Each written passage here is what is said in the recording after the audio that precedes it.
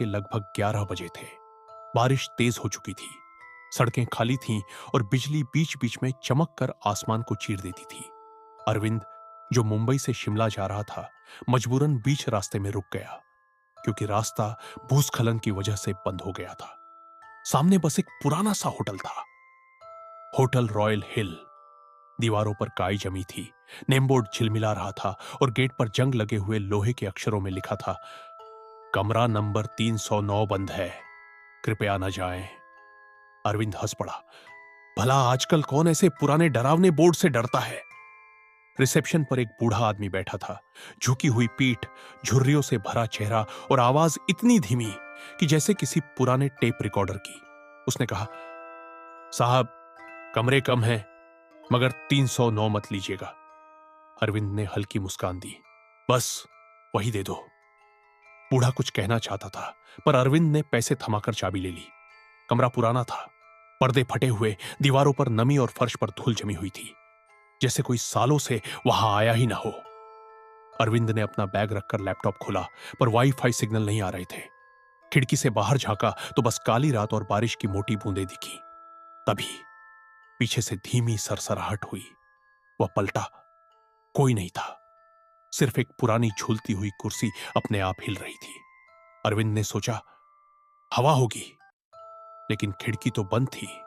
वह कुर्सी के पास गया, रुक गई। तभी अचानक कमरे की लाइट फ्लिकर करने लगी।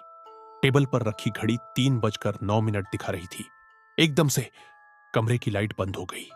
सिर्फ बाहर की बिजली की चमक से कुछ पल के लिए दीवारें रोशनी में आईं और दीवार पर किसी और की परछाई दिखी। वह परछाई अरविंद की नहीं थी, वह एक औरत की थी, लंबे बालों और सफेद कपड़ों में। अरविंद का दिल तेज धड़कने लगा। उसने मोबाइल की टॉर्च ऑन की। कमरे में कोई नहीं, लेकिन आईने में वह औरत खड़ी थी, उसके ठीक पीछे। उसका चेहरा झुलसा हुआ, आंखें काली और मुंह से खून टपक रहा था। वह धीरे से फुसफुसाई, क्यों आए तुम 309 में? अरविंद चीख पड़ा और पीछे मुड़ा। कुछ नहीं था, आईने में भी नहीं। सुबह जब अरविंद की आंख खुली, वह जमीन पर पड़ा था। दरवाजा खुला हुआ था और बाहर होटल का वही बूढ़ा खड़ा था।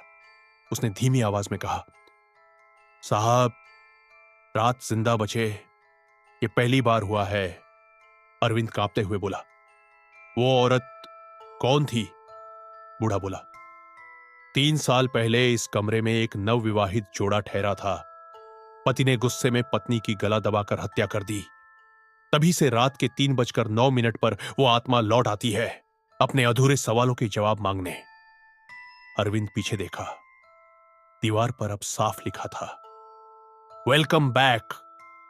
309 इंच। अरविंद तुरंत होटल छोड़कर भाग गया, लेकिन जब वह अपनी कार में बैठा, शीशे पर एक हाथ का निशान उभरा।